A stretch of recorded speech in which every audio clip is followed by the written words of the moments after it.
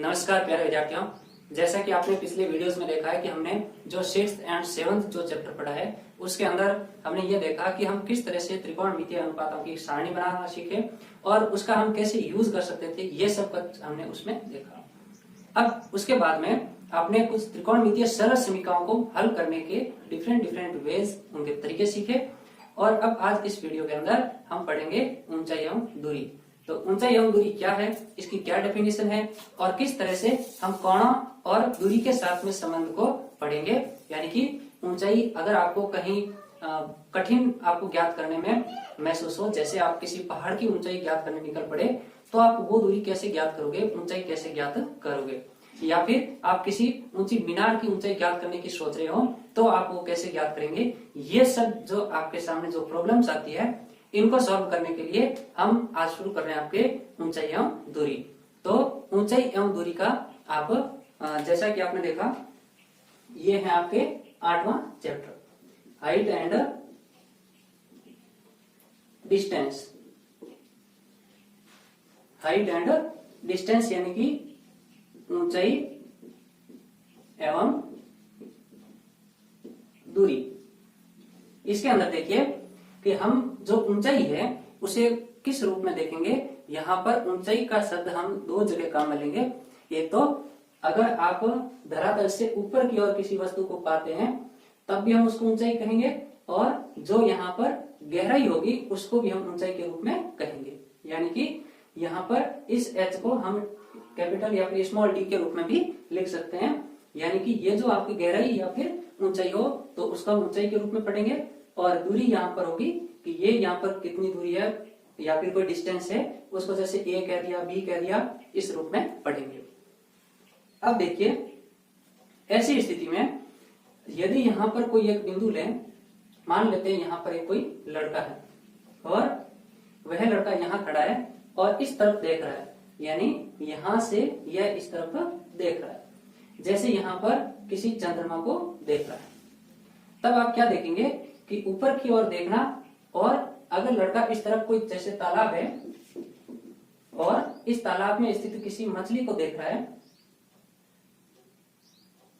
यहाँ पर इस प्रकार से किसी मछली को देख रहा है, तब आप कहेंगे कि यह लड़का इस तरफ नीचे की ओर देख रहा है। अब ये जो कोण होंगे ऊपर की ओर और नीचे की ओर, या फिर इस तरफ एक जो रेखा है, या फिर ये जो तीन रेखाएं आपको नजर आ रही है, 1 2 और 3, इनको हम क्या कहेंगे। इस तरह की जो ये लंबवत लाइन है इसको हम क्या कहेंगे, ये धरातल जो है इसको हम क्या कहेंगे। यानी ये सब कुछ आप इस चैप्टर में पढ़ेंगे। तो इसी तरह के उदाहरणों के अंदर देखिए, जिस प्रकार से ये इस प्रकार से कोई एरोप्लेन है, जैसे आप ऊपर एक एरोप्लेन देख रहे हैं और यहाँ एक लड़का खड़ा है, और यह लड़का जो है ये धरातल पर खड़ा है और धरातल से ये ऊपर की ओर देख रहा है। यानी अपने धरातल के स्थान से आप जहां पर भी खड़े हैं, यहाँ पे कोई लड़का खड़ा है तो वह अपनी आंखों को ऊपर की ओर करता है। तो इस तरह की अगर हम देखें कि एरोप्लेन कितनी ऊंचाई पर उड़ रहा है, तो ये हम ऊंचाई कैसे ज्ञात करेंगे। या फिर यहाँ जो ये लड़का है ये तालाब के अंदर किसी मछली को देख रहा है, जैसे वो तालाब है और यहाँ लड़का खड़ा है, तालाब में वो मछली बैठी है, अब उस मछली को ये देख रहा है। तो इस तरह की स्थिति में क्या होता है कि हम किस तरह से ये दूरी ज्ञात कर पाएंगे, क्योंकि वहां पर मापना इस तरह से आसान नहीं होगा। या फिर दूसरी स्थिति, इस तरह से ये कोई एक मंजिल है, यानी ये आपको एक ऊंचाई पर मीनार दिखाई दे रही है। अब इस मीनार की ऊंचाई होगी और उस तरफ कोई सूर्य से इस तरह से छाया पड़ रही है, मान लेते हैं ये है इस मंजिल की छाया। तो वो मीनार है और ये इस तरह मंजिल की छाया या फिर मीनार की छाया है, और यहाँ पर इस छाया के द्वारा और जहां तक छाया है उस बिंदु से मीनार की चोटी का जो इस तरह से एलिवेशन है, यानी इस तरह का जो उन्नयन है, ये नाम अब पहली बार आया आपके सामने कि जो इसका उन्नयन है वो कितने डिग्री पर है। तो आपके पास में यदि केवल छाया की लंबाई, जो कि आप धरातल पर आसानी से ज्ञात कर सकते हो, और साथ ही आपके पास में जो उन्नयन कोण है, यानी यहां से देखने पर आप अपनी आंखों को एक सीधी रेखा से ऊपर की ओर कितना उठाते हैं, तो वह कोण होगा आपके उन्नयन कोण। यदि यहाँ पर ये इस तरह से कोई रडार है, तो ये रडार जो है आपको किसी पहाड़ी पर मिलेगा, या फिर कहीं भी जो भी आपकी फोर्सेज होती है या फिर कंट्रीज है, तो वो अपने अपने स्थान पर रडार स्थापित करते हैं कि यहाँ से किसी दूरी पर आ रही किसी भी जहाज को, हवाई जहाज को देखने के लिए वो इस तरह से काम में लेते हैं। यहाँ से देखने के लिए मान लेते हैं कि वहां पर दूर वो जहाज दिखाई दे रहा है आपको समुद्र में, तो जहाज तक इस तरह से देख रहा है। अब यहाँ रडार से जहाज को देख रहे हैं और कुछ समय बाद में वह जहाज वहां से कुछ दूरी पर आगे आ जाता है। तब आप देख रहे हैं कि वहां से इस तरह से आने पर पहले कोण वहां पर अधिक था या फिर कम, ये आपको समझना होगा कि यहाँ पर जो पहले वहां से उन्नयन है वो कम है, और या फिर यहाँ जो रडार है, रडार से जो नीचे की ओर झुकाव का कोण है यानी अवनमन कोण वह भी कम है। जैसे जैसे जहाज निकट आएगा तो इसका अवनमन भी बढ़ता जाएगा। और यहाँ से जहाज से देखें तो जहाज जो है उसका रडार की ओर अवनमन है या फिर इसका उन्नयन होगा जहाज का, वह भी इसमें बढ़ेगा। तो ये थी बातें आपके उन्नयन और अवनमन की। तो इस तरह से आपने अभी जो उदाहरण देखे, इन उदाहरणों से आपको ये तो समझ में आ गया होगा कि हम उन्नयन और अवनमन कोण किसे कहते हैं और कब किसको कैसे परिभाषित करेंगे। आइए इनको हम रेखा चित्र द्वारा समझते हैं। यानी कि आपके सामने कौन कौन से शब्द है। एक आपने शब्द सुना दृष्टि रेखा, एक आपने सुना उन्नयन कोण, और एक आपने सुना अवनमन कोण। ये तीन शब्द से महत्वपूर्ण शब्द है, वो आपको ऊंचाई और दूरी ज्ञात करने में सहायक होंगे। अब आप क्या देख रहे हैं कि जैसे यहाँ पर कोई एक वस्तु है या फिर कोई ऑब्जर्वर या फिर कोई प्रेक्षक है, मान लेते हैं ये प्रेक्षक है और यहां से ये देख रहा है, और इससे जो सीधी रेखा होगी यानी इसकी आंख की सीध में जो रेखा होगी जो धरातल के समांतर है उसको हम कहेंगे क्षैतिज रेखा, क्षैतिज रेखा। और अगर यह इस आंख से ऊपर की ओर देख रहा है और यहाँ कोई वस्तु है, ये कोई क्या है वस्तु, तो इस वस्तु को देख रहा है तो यह अपनी आंख को ऊपर की ओर करेगा, यानी इसको क्षैतिज से ऊपर की ओर देखना होगा। तब यह होगा इसके लिए उन्नयन कोण, उन्नयन कोण। और यदि इसको किसी वस्तु को देखने के लिए या किसी बिंदु को देखने के लिए यह नीचे की ओर देखता है इस वस्तु को, तब यह जो कोण बनेगा इस क्षैतिज रेखा से नीचे की ओर, इसको हम कहेंगे अवनमन कोण। यह होगा आपके अवनमन कोण। अब देखिए आपको इस प्रश्नावली के अंदर कौन कौन से कोण है वो बेसिकली मिलेंगे। यानी एक तो आपको दिया जाएगा 30 डिग्री, या आपको देंगे 45 डिग्री, या आपको देंगे 60 डिग्री, या फिर कहीं कहीं 90 डिग्री का भी यूज होगा। तो इन्हीं में से आपको कोई ना कोई एक वैल्यू दी जाएगी। और यदि आपको दूसरा कोण कोई दे दिया जैसे 15 डिग्री, 75 डिग्री, तो आपको इसकी वैल्यू भी साथ में दी जाएगी। यानी आपने अपनी जो ट्रिगोनोमेट्रिक टेबल के अंदर जो पढ़ा है उसी के अकॉर्डिंग आपको कोण दिए जाएंगे। और यदि इसके अलावा कोई कोण दिया जाएगा तब आपको इनकी वैल्यूज भी साथ में देंगे। अब आप देख रहे हैं कि ये था आपके उन्नयन और अवनमन कोण।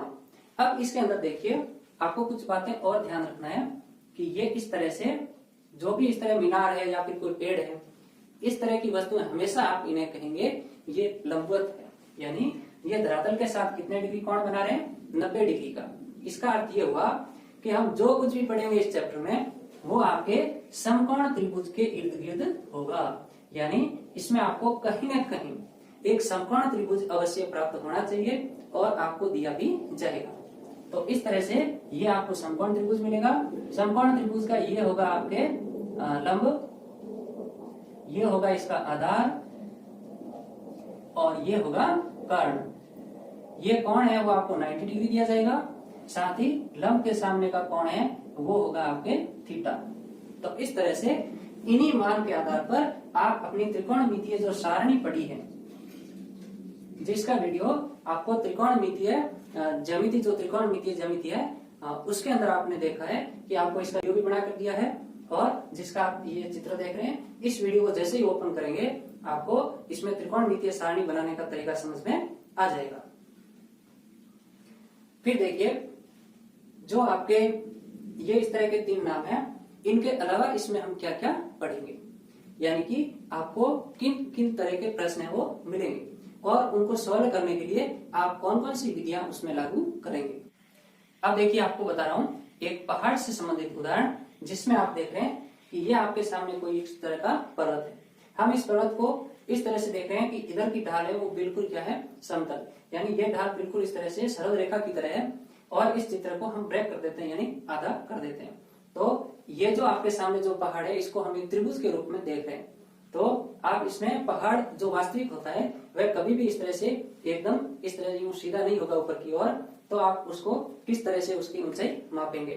तो आप ये जो पहाड़ देख रहे हैं इसकी जो ये ऊंचाई आपको दिखाई दे रही है, ये ऊंचाई, ये आपको ज्ञात करना है। और इसके अंदर जो आधार होगा यानी कि बेस जो होगा वो आपको ये भी नहीं ज्ञात कर सकते हैं, ये भी आप ज्ञात कर सकते हैं इसके द्वारा। साथ ही यहाँ जो ये बिंदु है यानी इससे आपको पहाड़ की चोटी देखना है। यहाँ तक की लंबाई है वो हम किसी भी लंबाई को मापने वाले यंत्र से, जैसे रस्सी से माप कर भी उसको माप सकते हैं। तो ये आपके सामने इसकी लेंथ मिल जाएगी, यानी कि पहाड़ की चोटी की ढाल में लंबाई, इसको हम तिर्यक ऊंचाई भी कह सकते हैं। और इसका जो कोण होगा धरातल से वह कितना होगा, सबसे इंपॉर्टेंट, इसको हम कहेंगे थीटा। तो ये आपके सामने एक थीटा आप आसानी से ज्ञात कर सकते हैं, आप ये लंबाई ज्ञात कर सकते हैं, लेकिन इनको आप ऐसे पहाड़ में ज्ञात नहीं कर सकते। तो इस वीडियो में हम समझेंगे कि ये सब हम कैसे ज्ञात। नेक्स्ट देखिए, आपके सामने एक ऐसा प्रश्न है जिसकी आवश्यकता आपको दैनिक जीवन में भी होती है। जैसे आपने देखा होगा कि अपने जो भी बुजुर्ग लोग होते हैं वो क्या करते हैं कि इस तरह से घड़ी को नहीं देखते, वो डायरेक्ट क्या करते हैं, कहीं भी किसी भी वस्तु की छाया को देखते हैं कि अभी मकान की या फिर किसी पेड़ की छाया है वो कहाँ तक गई है। जैसा कि आपने देखा होगा कि जैसे सूर्योदय होता है तो सूर्योदय के समय सूर्य का जो उन्नयन कोण है, यानी हम यहाँ से सूर्य को इस तरह से देखते हैं तो सूर्य जो होगा उसका उन्नयन कोण कितना होगा, वह 0 डिग्री होगा। यानी जैसे मैं इस सूर्य को ऐसे देख रहा हूं, अब ये सूर्य जो है उसका मेरे आंख से ये कोण जो है ये धरातल से 0 डिग्री। और जैसे जैसे सूर्य ऊपर की ओर जाएगा वैसे वैसे आपने देखा है कि समय है वो बढ़ेगा, जैसे 6 के बाद में 7 बजेंगे 8 बजेंगे, तो वैसे वैसे सूर्य ऊपर की ओर जाएगा। और प्रत्येक स्थिति में आप देख सकते हैं कि इसका जो कोण है वो भी इस तरह से चेंज होते होते बढ़ेगा और अंत में 180 डिग्री हम देखेंगे। लेकिन हम इस स्थिति में अभी 90 डिग्री तक ही पढ़ेंगे, क्योंकि आपको बात करनी है उन्नयन और अवनमन की। तो उस सूर्य से जो भी बीच में स्थिति यहाँ पर मान लेते हैं ये आपके सूर्य है, और इस तरह से ये कोई एक खंबा है। अब सूर्य है और ये कोई खंबा है। अब खंबे के यहाँ पर ये निम्न बिंदु है, इससे ये इस तरफ खंबे की एक छाया है। अब इस छाया है, इस स्थिति से आपको प्रश्न को देखना है कि ऊर्ध्वाधर खंबे की परछाई, यानी ये जो परछाई है ये खंबे की ऊंचाई के बराबर है, यानी जितनी ऊंचाई का खंबा है उतनी ही यहाँ पर लंबाई किसकी है, इसकी परछाई की। तो आप देख रहे हैं कि सूर्य का उन्नयन कोण कितना होगा, यानी यहाँ से जहां बिंदु आपका छाया का अंतिम बिंदु है वहां से देखने पर सूर्य कितनी ऊंचाई पर होगा। या फिर देख सकते हैं कि यहाँ धरातल से सूर्य है वो कितनी उन्नयन कोण पर ऊपर की ओर गया है। तो जब दोनों स्थितियां बराबर हो तब आप हमेशा याद रखें कि ये कोण होगा आपके 45 डिग्री। लेकिन इस प्रश्न को समझने के लिए कि हम ऐसे प्रश्न को हल कैसे करें, तो आइए देखते हैं। सबसे पहले इसको हल करने के दौरान आपको पहले इसका एक चित्र बनाना। जैसा कि आपने अभी देखा, मान लेते हैं ये एक सूर्य है और इस तरफ यहाँ पर एक कोई खंबा है और इस खंबे की जो ये परछाई है ये इस खंबे की ऊंचाई के बराबर है। अब इसमें यहाँ से सूर्य की किरण, अंतिम किरण जो होगी, जो इस खंबे की छाया को बना रही है, वो यहाँ से यहाँ तक है। तो आप देख रहे हैं कि ये खंबा जो है इसको नीचे गिरा दें तब ये जितनी दूरी तक जाएगा उतनी इसकी परछाई है, और सूर्य इधर होगा तो परछाई इस तरफ ऐसे बनेगी, जैसा कि आपने अभी देखा। तो इसके अनुसार आप देख रहे हैं कि जो ये ऊंचाई होगी h, ये इसको हम h कह देते हैं, और यहाँ पर प्रश्न के अनुसार इसकी परछाई जो है वो खंबे की ऊंचाई के बराबर है, तो ये भी क्या होगा, h होगा।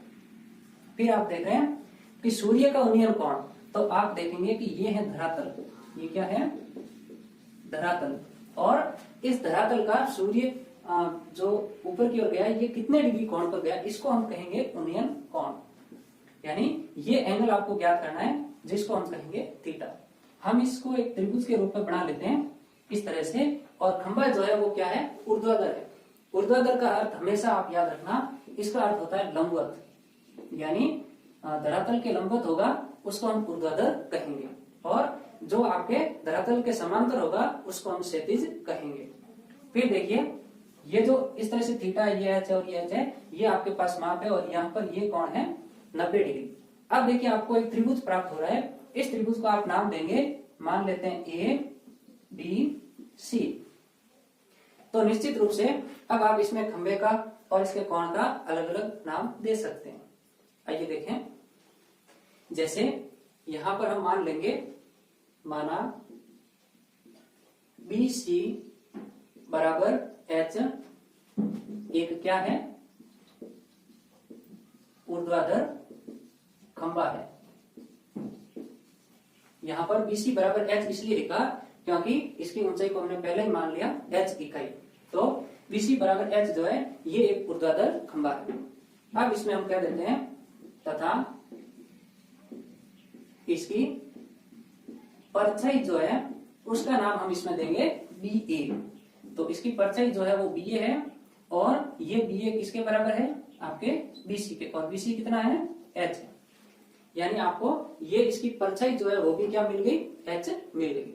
नेक्स्ट देखिए, मान लेते हैं कि इसका सूर्य से उन्नयन कोण, यानी जो यहाँ पर छाया बन रही है इसका बिंदु जो A है, यानी कि इस A बिंदु से धरातल है, और धरातल से ऊपर की ओर कितना कोण बन रहा है, यही आपका क्या होगा, उन्नयन कोण। तो हम लिखेंगे माना उन्नयन कोण किसका, सूर्य का, ये आप पहले लिख लेना, सूर्य का उन्नयन कोण ये कितना होगा, मान लेते हैं थीटा। तो सूर्य का उन्नयन कोण हम कह देते हैं थीटा, और ये कोण बन रहा है आपका कहां पर, CAB, कोण CAB।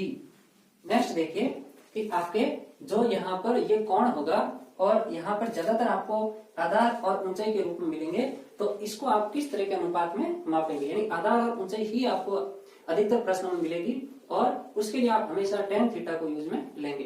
तो आप देख सकते हैं, चूंकि tan थीटा आपने अनुपातों में पढ़ा है, tan थीटा किन किन का अनुपात होता है, ये होता है आपके लंब बटे आधार, यानी इसको हम लिखेंगे लंब बटे आधार। अब इसमें देखिए tan थीटा है, यानी आपको ये थीटा की वैल्यू इसमें ज्ञात करनी है कि ये कितना सूर्य का उन्नयन कोण होगा। तब आप इसमें देख रहे हैं कि लंब जो है वह कितना है, H, और यहाँ पर आधार कितना है, वो भी H। H अपॉन H क्या होगा, एक बार डिवाइड होगा। तो इसमें आप tan थीटा बराबर क्या मिल रहा है आपको, यहाँ मिल रहा है 1। तब आप क्या देख रहे हैं कि tan थीटा बराबर 1, यह सारणी के अंदर किसकी वैल्यू है, और वो भी tan में। तो आप देख रहे हैं कि कितने डिग्री की है, ये है आपके tan 45 डिग्री की वैल्यू। तो आप निश्चित रूप से इसमें देख रहे हैं कि tan थीटा कितना मिला, tan 45 डिग्री। तब आप देखेंगे कि थीटा कितना हो गया यहाँ पर 45 डिग्री, थीटा की जगह क्या आ गया इसमें 45 डिग्री, यानी कि सूर्य का उन्नयन कोण कितना हो गया 45 डिग्री। तो ये ऑप्शन आपके राइट हो गया। अब नेक्स्ट जो भी प्रश्न है उनको भी आपको मैं सॉल्व करूंगा, और आगे की जो आगे के प्रश्न हैं उनको आप स्वयं भी इस तरह से उनका पहले चित्र बनाएं, और साथ ही आप पूरी स्थिति को देखें कि हम कौन सा माप लिखें, तो आसानी से नेक्स्ट ज्ञात कर सकते हैं। तो बाकी के प्रश्नों के सॉल्यूशंस आपको मिलेंगे नेक्स्ट वीडियो में। तब तक हैप्पी न्यू ईयर, और अपना नया साल अच्छा मनाएं, और आशा करते हैं कि यह साल आपके पिछले साल की तरह से तो कम से कम नहीं गुजरेगा, यानी इसमें आपके लिए नई खुशियां मिलेगी आपको। तब तक जय हिंद, जय भारत।